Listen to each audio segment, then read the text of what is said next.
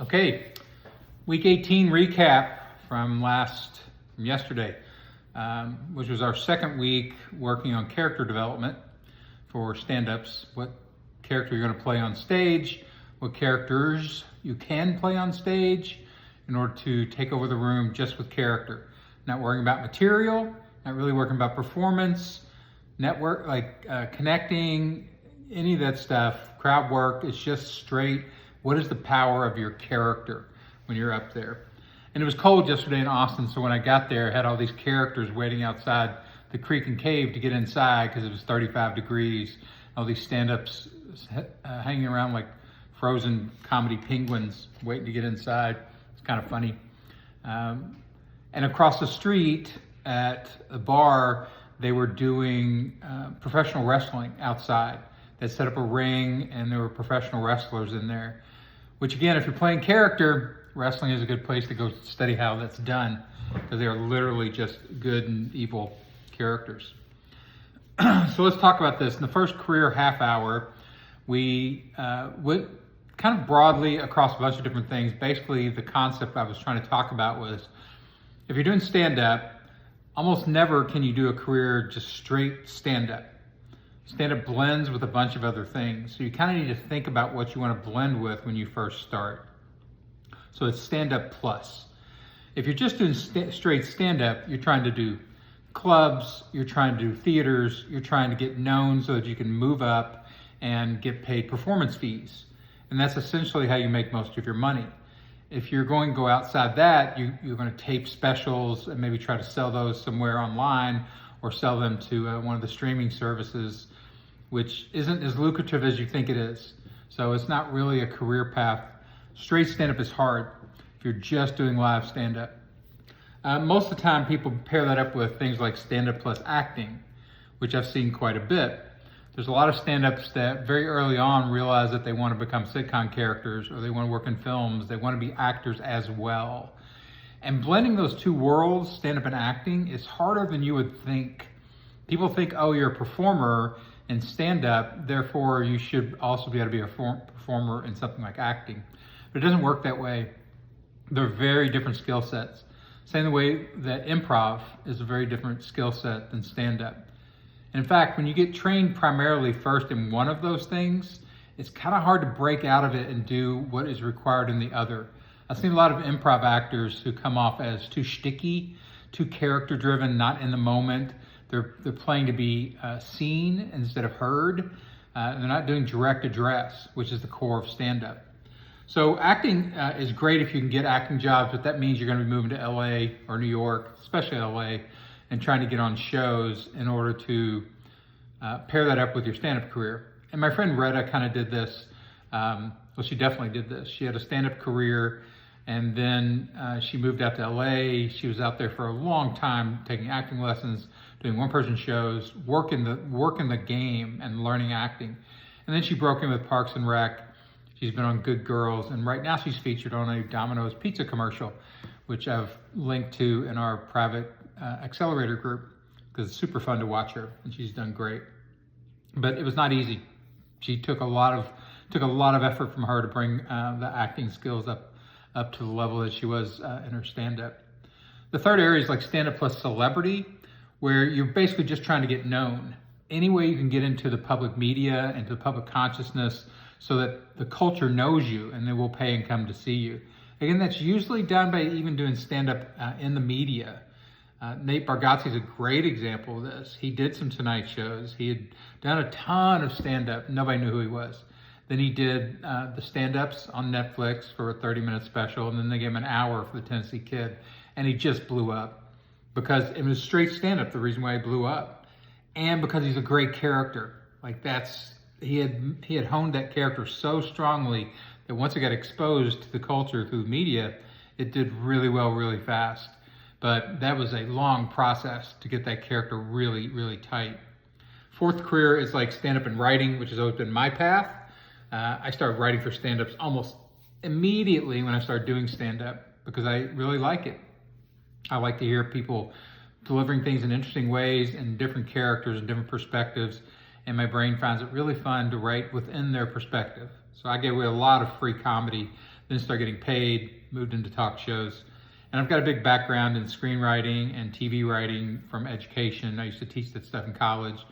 So I've written scripts and stuff. It's not as intuitive for me. I don't really enjoy writing long form scripts, so I never really went deeply into that. Fifth is stand-up and producing. Producing is an administrative skill. It's a managerial skill. It's you being able to put together everything that makes a show work. It's not you being funny.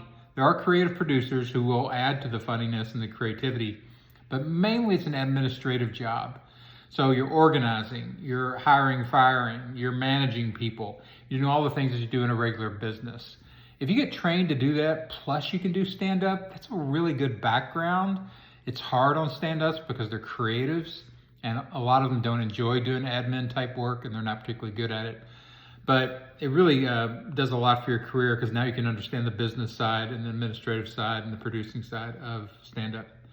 Then of course there's stand-up and digital social, which is kind of what I'm doing right now, where people are trying to build some type of presence again in the culture through the small media, digital, podcast, Instagram, TikTok, YouTube, all the places. And that's a world I've always been a consumer of, but I'm now starting to think about producing in there, which is one of the reasons why I'm doing more of these videos. As how do you create that as a addendum, a side partner or sidecar to your stand-up? And it's a challenge. There are people who are good on TikTok and good on things like that and not good at stand-up. And I've seen this very often in LA, where people will be able to pull in an audience because they have a good following, and then they disappoint that audience live, which is not a very satisfying experience, I don't think, for either one of them. So at some point you got to get good at stand-up. And that's harder than people think, especially if you didn't start in stand-up.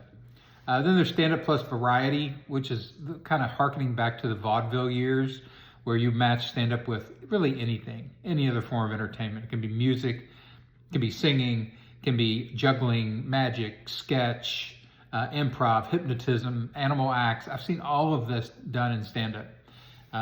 And when it's good, it kills live. It's a little harder, I think, in the media these days to get attention for that stuff. Stand-up has more traditionally become like a really strongly monologue, talk straight to the audience kind of format.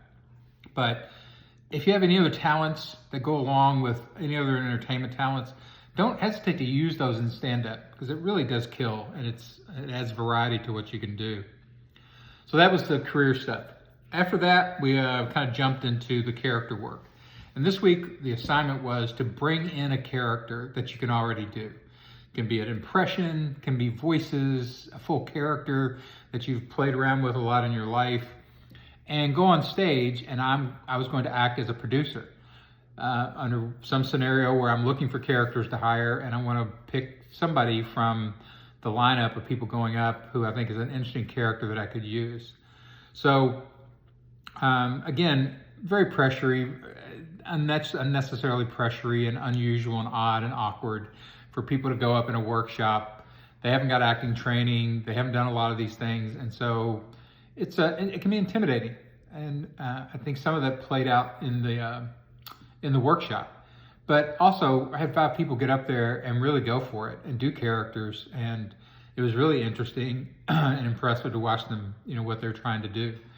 I did a little bit of directing during it, like if it was not really in the groove yet, I would say something like, hey, smile more, or try this voice that you're doing here, see if you can do it the entire performance.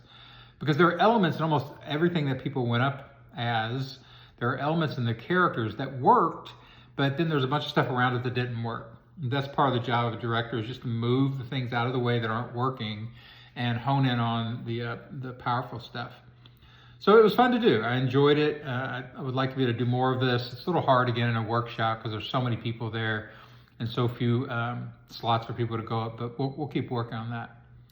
I do think that a lot of people got insight over the last 2 weeks working on character, that character can be great. It can also have downsides. Like, you can get trapped in a character. Like, if your character is particularly potent and people really love it, that's all they're going to want to see from you. You see this a lot in comedians who've gotten famous, the John Belushis and Chris Farley. They get trapped in that big, energetic, always crazy character. It's hard to be that as a human being all the time. But when people meet you or see you, that's what they want. They want the character. And that's going on, I think, with some with Timmy No Breaks from Kill Tony right now. It's great because if you have a strong character, people just treat you differently. The audiences treat you differently, and you can make a lot of money really fast because the media likes it. But again, it's a trade-off. So that was us finishing up our second week on character. What we're going to do next week, and the assignment, if anybody's interested in trying it out and coming to the workshop, which is, again, every Sunday, 3 to 5 for free, that I'm going to do a full producer assessment on everybody that is in the workshop that wants to go through it. And what that means is you come in and do 3 to 5 minutes, less if it's not working. If it's really working, it's fun, I'll let you do 5. But I don't like to feel things drag if you're not connecting with the audience or the set isn't working. So I'll cut it if it's not really delivering. But I'm going to try to assess you and give everybody a written assessment of what I see as a producer. And that means really 5 things. There's about 30 different things I look at for stand-up about whether you're actually doing everything well. But there's 5 primaries. And the first is script. So I'm going to look, where's the state of your script right now? What's the quality level of your script? Is it working? Why isn't it working? Where are the strong jokes, the weak jokes? Secondly, quality of performance. Like, do you know how to handle the stage? Do you know how to handle the microphone? Can you take over the room with performance? Are you using your voice, your face, your body, your hands, your costuming? All the things which allow stand-ups to be visually interesting. Third is the quality of your character. I will again tell people, like, do I think you're charming, vibrant, clear, likable? Do you do all the things that make you magnetic and make the audience remember you and want more of just the character itself? Fourth is connection. Are you able to create connection with an entire room? Like a psychologically intimate, powerful connection that lets you dominate the room and makes the room want to be dominated because you're such an interesting person and funny person to be in charge and be in charge of the connection. And finally, some crowd work. If you want to do a little bit of crowd work, you can do bear crowd work, where it's kind of fake crowd work, where you're asking rhetorical questions just to reanimate people a little bit mentally. You can do mild or mid crowd work, where you actually ask some questions, you control the interaction, you get a response, and you turn it into a joke. And probably not for this one, but maybe if people want to do it, you can do max crowd work, where you basically don't come up with any monologue. You come up with the skills to create jokes in the moment and connect with people and get them to talk. So all that stuff will be on the agenda for next week. Again, it's all about having fun. I'm trying my best to look at people and see what they're doing, see what I think they can make money with, what I think they can be successful with, and get them to sort of think about it themselves and plan their careers a little more. That's sort of the whole idea of the workshop. We'll see you again next Friday or next Sunday, 3 to 5. I'll be there. We'll be doing some joke designing and structuring.